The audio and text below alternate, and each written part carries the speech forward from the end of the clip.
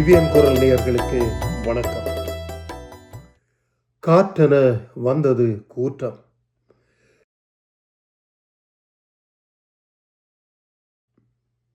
இலங்கை தேசத்திலே சூறாவளி ஏற்படுத்திய அனர்த்தங்களை நாங்கள் எல்லோரும் அறிவோம்.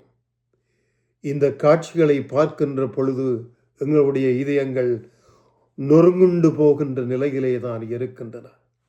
அவ்வளவு தூரம் கொடுமைகள் நடந்திருக்கின்றன. இயற்கை சீற்றத்திலே பல வீடுகள் அழிந்திருக்கின்றன, இருப்பிடங்கள் அழிந்திருக்கின்றன, பாதைகள் பிளந்து போயிருக்கின்றன. இவை எல்லாவற்றையும் விட மலையகத்தை பொறுத்தவரையிலே மண் சரிவுகளிலே மக்கள் எண்ணிக்கை சரியாக இன்னும் தெரியாத அளவுக்கு உயிரோடு புதையுண்டு போயிருக்கின்றார்கள். குழந்தைகள், சிறுவர்கள், கர்ப்பிணி பெண்கள் என்று பலரும் உயிரோடு புதையுண்டு போன நிலைமைகளை பார்க்கிறோம். வெள்ளத்திலே அள்ளுண்டு போன பலர் காணாமல் போயிருக்கின்றார்கள். இன்று வரை எவ்வளவு பேர் இல்லாமல் போயிருக்கின்றார்கள் என்பது எவருக்கும் சரியாக தெரியவில்லை. ஆகவே இந்த கொடுமையான சூழலை எப்படி எதிர்கொள்ளுவது என்பது அரசுக்கு பெரிய ஒரு சவாலாக மாறியிருக்கின்றது. இந்த வேளையிலே இலங்கை ஜனாதிபதி அவர்கள் அவசரமாக வேண்டுகோள் விடுத்ததோடு அவசர கால நிலைமையையும் அவர் பிரகடனப்படுத்தினார். எல்லா படைகளும், முப்படைகளும் இந்த மீட்பு பணியிலே தங்களால் முடிந்த அளவுக்கு கடமையாற்றி வருவதை நாங்கள் பார்க்கிறோம். இந்த கடமையிலே பல உயிரிழந்தும் இருப்பதை பார்க்கிறோம். அவர்களுக்கெல்லாம் நாம் நன்றி சொல்ல வேண்டும். அதே மாதிரி அரசியல்வாதிகள் தங்களுடைய சொந்த அரசியலை புறந்தள்ளி வைத்துவிட்டு எல்லோரும் ஒன்றாக, அரசியல் பேதங்களுக்கு அப்பால் எல்லோரும் ஒன்றாக நாட்டை மீண்டும் காப்பாற்றுவதற்கும், கட்டியெழுப்புவதற்கும், நிவாரண உதவிகளை மக்களுக்கு செய்வதற்கும், மீட்பு வேலைகளை செய்வதற்கும் சேர்ந்து உழைக்க வேண்டும் என்றும் ஜனாதிபதி அவர்கள் அறைகூவல் விடுத்திருந்தார். இன்றைய நிலையிலே, இன்றைய பாராளுமன்றத்திலே எதிர்க்கட்சியை சேர்ந்த பலர் வெளிநடப்பு செய்திருக்கின்றார்கள்.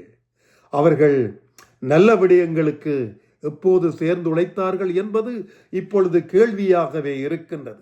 அதே சமயத்திலே அயல் நாடுகள், இந்தியா, பாகிஸ்தான், சீனா, அமெரிக்கா, மாலத்தீவு, ஜப்பான், இப்படி பல நாடுகளும் எங்கள் தேசத்துக்கு உதவுவதற்கு முன்வந்திருக்கின்றன. இந்தியா உடனடியாகவே பல்வேறு உதவிகளை செய்து கொண்டிருக்கிறது. அங்கிருந்து பல விமானப்படை, அதாவது ஹெலிகாப்டர்கள் வந்து பல மீட்பு பணிகளை மேற்கொண்டு வருகின்றது.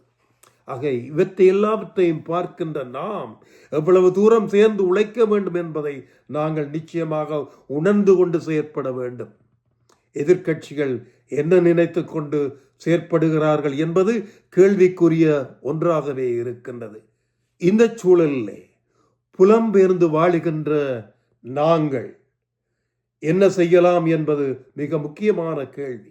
எங்களால் முடிந்த பண உதவியை அவர்களுக்கு செய்வதுதான் நாங்கள் உடனடியாக செய்யக்கூடியது.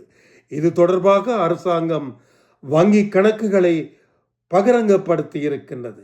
அனர்த்த முகாமைத்துவத்தில் இருந்து கூட தொடர்புகளை எங்களுக்கு தந்திருக்கின்றது.